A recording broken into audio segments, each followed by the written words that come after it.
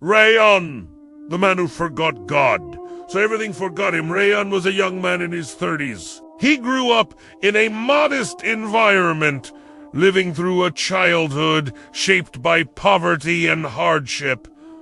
But he was intelligent, ambitious, and refused to settle for little. He studied, graduated, and stepped into the world of business with fierce determination. And within just 5 years, Rayyan became one of the most renowned businessmen in his city. Luxury cars, a villa by the sea, and countless friends surrounded him. One day, during a press interview, he was asked, "To whom do you credit your success?" And with arrogance in his voice, he replied, "To myself.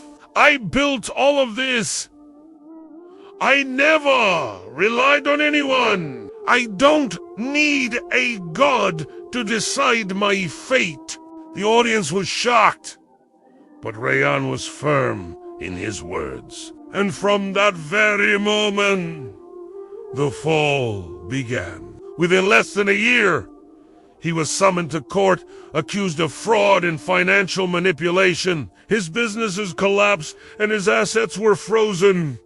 Everyone turned their backs on him, even those closest to him. He sank into deep depression, locking himself away from the world, until one rainy night, alone in a small, dim room, he stared into the mirror and whispered to himself, "I thought I didn't need God, and now everything has abandoned me, even myself." Tears streamed down his face. He fell to his knees, and for the first time in years, with a trembling voice, he said, "Oh Lord, I'm coming back to you, even if it's only for a moment of peace in my heart." And he came back.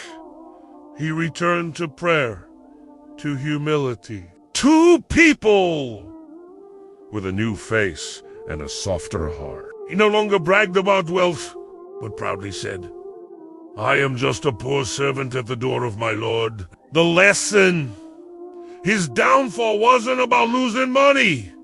It was about losing meaning. And when he turned back to God,